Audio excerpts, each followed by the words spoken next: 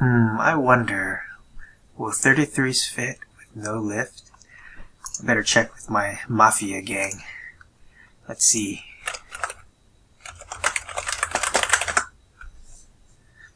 Okay, here we go. Will they fit?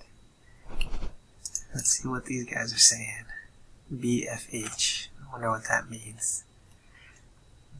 Popcorn.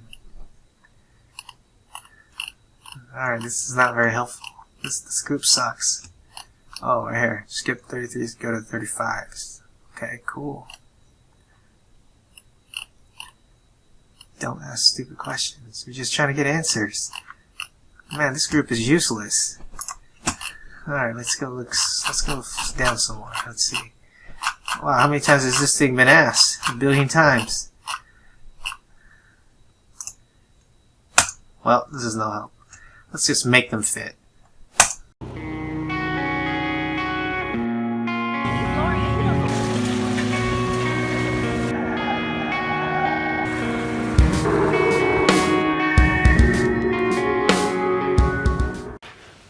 Alright guys, obviously that was a joke. You cannot fit 33s with no lift, but I do want to make a quick video to show you guys how you can clear some of those larger tires though. I couldn't find anything, or any videos anyways, about how to do the pinch mod, or the pinch weld mod, where you hammer the pinch weld flat. You know, I see a lot of forums and people talking about it, but you know, I went and searched on 3rd gen 4runner Mafia, and there wasn't much information, just a bunch of people hitting donkeys. So what I'm going to do is show you guys how to cut the weld and then kind of hammer it flat. I did find one specific T4R forum that showed how to do it, and it looked pretty easy and it was pretty obvious what to do, but I wanted to just see what other people were doing. I can't remember the name, but if I remember it, I'll link it in the description and I'll show you guys where I got the information from. And the job's pretty easy. All you need is an angle grinder, cut-off wheel, obviously, and you just cut a little slit in, and then you need a 3-pound hammer and just hammer away, and that should kind of give you the clearance you need.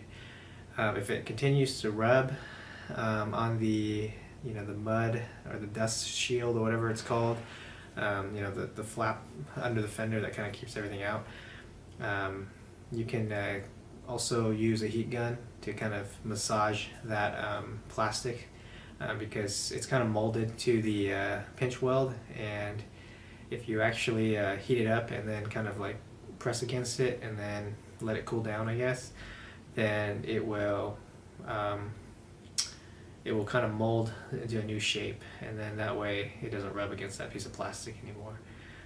So let me go ahead and just get into the video. It's pretty quick and simple, and shouldn't take very much time. Really, the only reason why I haven't made this video is because I haven't I've been really lazy and I didn't want to take the tire off of the vehicle. I also don't have any rubbing either on my 32-inch tire on a 2-inch lift, so didn't feel the need to do it unless everything was already off the vehicle, which in this case I was doing the manual hub and locker installation, so I figured it was a good time to do that. So let me get you to the footage now. So what you want to do is take off all these clips that hold on to this mud, or this dust guard. They're all 10 millimeters. I've already taken them all off. And right underneath you'll see this pinch weld right here. So this is the thing that catches onto your tire when you go a little bit larger. And what I'm going to do is I'm going to cut a slit up here, and then I'm going to fold it inward so that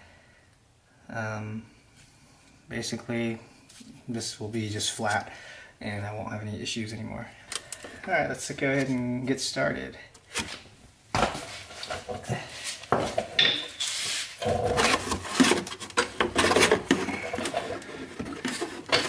Can't really see.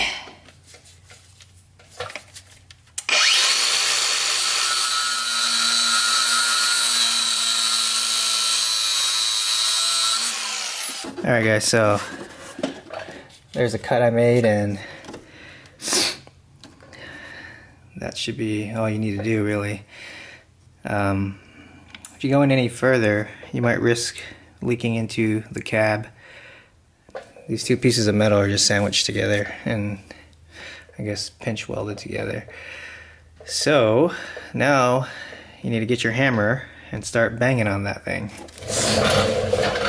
So I got me a, I don't know, 3-pound hammer.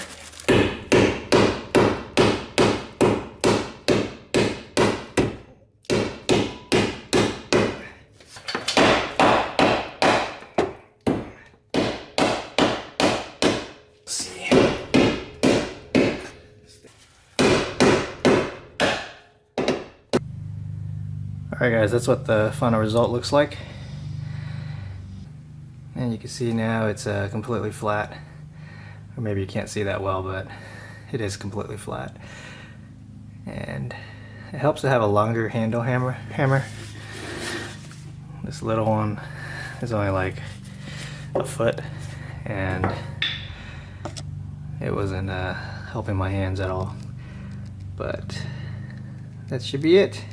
Alright guys, as you saw, it was pretty simple. You know, nothing to it at all, really. Just need a couple basic tools. Pretty sure you can probably use a Dremel. It'll probably take a little bit longer to cut through all that metal.